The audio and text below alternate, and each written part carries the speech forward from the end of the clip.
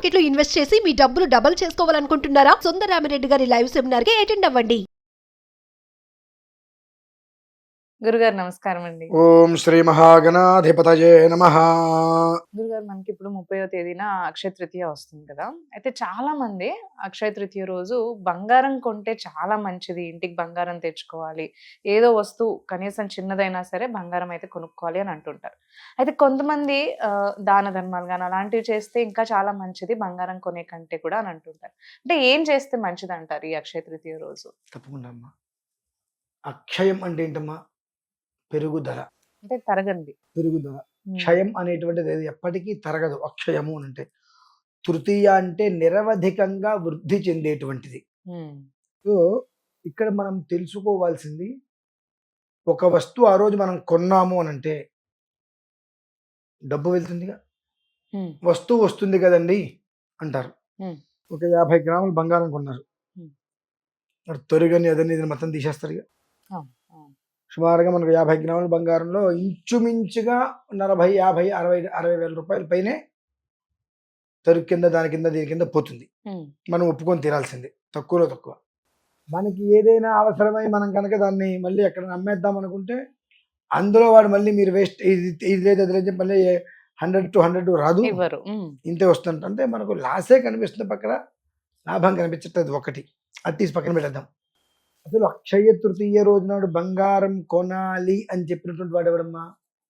బంగారం చెప్పడం అని చెప్పుకుంటారు. ఎందువల్లనంటే ఏ శాస్త్ర ప్రమాణంలో లేదు, ఏ గ్రంథంలో కూడా చెప్పబడలేదు అక్షయ తృతీయకి బంగారం కొనవలసిందే అని చెప్పి ఎక్కడా కూడా ఏ రకంగానూ కూడా చెప్పబడలేదు. అటువంటిది మనం ఎట్లా కొంటున్నాము? ఒక గొర్రె ఒకవైపు వెళ్తుంటే 100 గొర్రెలు అటు వెళ్తాయి. ఎందుకు వెళ్తున్నాయి? అనవసరం, అదే విధంగా మేము వెళ్ళామంతే. అలాంటి పరిస్థితిలో మనం ఉన్నాం. అక్షయ తృతీయ రోజున మరి ఏం చెయ్యాలి? మనం ఏదైతే ఇస్తామో, దానం అన్నారు చూసారండి, అది మనం ఏదైతే ఇస్తామో ఆ ఇచ్చేటువంటిది 10,000 టైమ్స్ మనకు వృద్ధి చెందుతుంది. ఇంకా ఇచ్చేటట్టుగా ఒక మనిషికి అన్నం పెట్టాం, ప్రతిరోజు 100 మందికి అన్నం పెట్టేటువంటి యోగాన్ని భగవంతుడు ఇస్తాడు. అక్షయము అనంటే ఎందులోనూ కూడా తృప్తి లేనటువంటిది ఒకే ఒక్కచోట తృప్తి కేవలం భోజనం దగ్గరే. ఎంత డబ్బిస్తే ఇంకా ఇవ్వచ్చు కదా అంటారు, ఎందులోనూ తృప్తి ఉండదు. భోజనం మాత్రమే ఇక నా వల్ల చాలు అని అంటారు, కడుపు నిండా అన్నట్టుంటుంది. అది అక్కడ ఆ తృతీయ అనేటువంటిది ఆ ఏ మనిషికి అయితే పెట్టి అతను చాలు అన్నాడో అటువంటిది 100 మందికి మనం పెట్టేటువంటి భాగ్యం భగవంతుడు మనకి ఇస్తాడు. అంటే మన సంపదలు ఏ స్థాయిలో పెరుగుతాయి.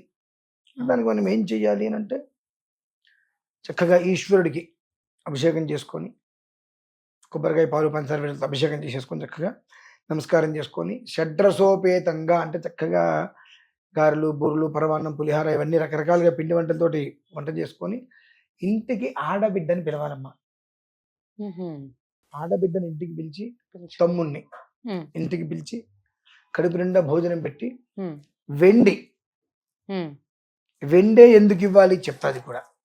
వెండి అనేటువంటిది వాళ్ళకి ఏదో ఒక వస్తు రూపంలో బహుమతిగా ఇవ్వాలి. అలాగే నిజంగా కూడా మన శ్రేయస్సు కోరేటువంటి గురుగారు ఉంటారు. అర్ధరాత్రి ఏదన్నా ఇబ్బంది వచ్చి ఫోన్ చేస్తే, సరే అమ్మా ఏం పర్లేదమ్మా, ఏం పర్లేదయ్యా, నీకు ప్రశాంతంగా ఉండండి, నేను చూసుకుంటాను, ఏం పర్లేదు అని మన శ్రేయస్సు కోరేటువంటి గురుగారు అంటారు. ఆ గురుగారి దగ్గరికి వెళ్ళి పాద పూజ చేసి ఆయనకి వెండి చిన్న కప్పు అయినా సరే, ఉగ్గిగినైనా సరే అందులో పాలు పోసి ఆయనకి దానం ఇవ్వాలి మనం.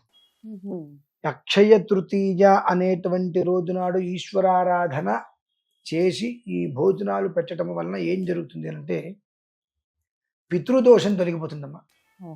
పితృదోషం తొలగాలంటే ఏదో చేయాల్సిన అవసరం లేదు, ప్రత్యేకంగా ఆ పితృదోష విధానాలు అనేక రకాలుగా వస్తూ ఉంటాయి. కాబట్టి తాత్కాలిక ఉపశమనం అనేటువంటిది మనకి ఏ ప్రయత్నం చేస్తున్నా నెరవేర్చినప్పుడు అక్షయ తృతీయ రోజు నాడు ఇంకా వైదిక కృతువులు కొన్ని ఉంటాయి చేసేటువంటివి. అందరూ కూడా తన ఇంట్లో తాను ఒక మానసిక ప్రశాంతత కోసం చేసుకునేటువంటిది ఇంటికి పిలిచి కడుపు నిండా అన్నం పెట్టడం, లేదంటే మన ఇంట్లో వంట చేసుకుని వెళ్ళి గుడి దగ్గర ఉంటారు భిక్షాటం చేసేవారు, కూర్చోబెట్టి కడుపు నిండా వాళ్ళకి అన్నం పెట్టి రావడం. మన గురువు గారు ఉంటారు, వారి ఇంటికి వెళ్ళి స్వయం పాకం ఇచ్చి పాదపూజ చేసుకుని రావటం. ఈ దీని వలన ఆ వెండి అనేటువంటిది ఇవ్వడం వలన పితృప్రీతికరం యస్మాతు రజితం దుఃఖ సాగరాతు. మనకు ఎంతటి దుఃఖం ఉన్నప్పటికీ కూడా ఈ రేపటి రోజు వెండి అనేటువంటిది మనం మన ఆడపడుచు కానీ తమ్ముడు కానీ ఇంటి గురువుగారికి కానీ తీసుకెళ్ళి బ్రాహ్మడికి ఆ వెండి కనుక ఎంత మొక్కిచ్చినా సాగరంలాగా ఉండేటువంటి బాధ కూడా క్రమేపీ తొలగిపోతుంది అని దాని అర్థం. ఓ అందుకని కొన్ని ముఖ్యమైనటువంటి పర్వదినాలు ఎక్కువ రావు, కొన్ని ఉంటాయి. ఆ వచ్చినప్పుడు వాటిని మనం తెలుసుకోవాలి. ఈ పర్వదినం ఎందుకు వలన వచ్చింది, ఏ కారణం చేత వచ్చింది, దీనికి మనం ఏం చేస్తే మన కుటుంబాలు వృద్ధి చెందుతాయనేటువంటి విషయం మనం తెలుసుకోవాలి. ఆ రకంగా నిరవధికంగా వంశం అనేటువంటిది వృద్ధి చెందాలన్నా, ఆయుష్ ఐశ్వర్యం ఆరోగ్యం అనేటువంటిది వృద్ధి తీసుకురావాలి అన్నా అక్షయ తృతీయ రోజు నాడు ఓపిక ఉన్నంత మందికి భోజనం పెట్టండి. కడుపు నిండా ఎంత రూపు గ్రామున్న రూపు, దాని మీద ఏదో ఒక ఫోటో వేయించి ఆ రూపైనా ఇవ్వండి అందరికీ. అది మీరు ఎంత ఇచ్చారో అన్ని తరాలు మీ వంశం వృద్ధి చెందుతుంది అన్ని రకాలుగా. అక్షయము అంటే ఏనాటికి కూడా క్షయము అనేటువంటిది లేనటువంటిది. తృతీయ అంటే వృద్ధికి మూలం. మా ఇళ్లలో కొన్ని ప్రత్యేకమైనటువంటి క్రతువులు నిర్వర్తిస్తూ ఉంటాము. అవి వైదిక కృతంగా మేము నిర్వర్తించుకోవాల్సిన మా ఇళ్లలో కాబట్టి బయటికి దాని విషయం చెప్పినా అర్థం కాదు. మా ఇళ్లలో మేము నిర్వర్తించుకునేటువంటివి వైదిక ప్రక్రియలు అవి మాకేవో కొన్ని ఉంటాయి. కాబట్టి ఎప్పుడూ కూడా అక్షయ తృతీయ అంటే ఏమిటి అని తెలుసుకోకుండా గుడ్డెద్దు చేలో పడింది అన్నట్టుగా ఎవడో బుద్ధి జ్ఞానం లేని వాడు తిన్నదరక చెప్పిన వాడు ఎవడో చెప్పాడని పట్టుకొని ఈ ఆడవాళ్ళందరూ కూడా పొలోమని గోల్డ్ షాప్కి వెళ్ళిపోవటం, అదే రోజు డబ్బులు కట్టి తీసుకోవాలి. ఎంత నష్టపోతున్నారు, ఎంత జీవితం అర్థం చేసుకుంటున్నారు. వినాశకాలి విపరీత బుద్ధి. ఇందాక మనం అనుకున్నట్టుగా మనిషికి కష్టం రావాలి అంటే ఒక కారణం ఉండాలిగా. మనిషికి కష్టం రావాలంటే ఒక కారణం ఉండాలి. ఆ కారణమే రేపు బంగారం. అలాగే గురుగారు చాలా చక్కగా వివరించారు ఉన్న డౌట్స్ అన్ని కూడా. పరమేశ్వర.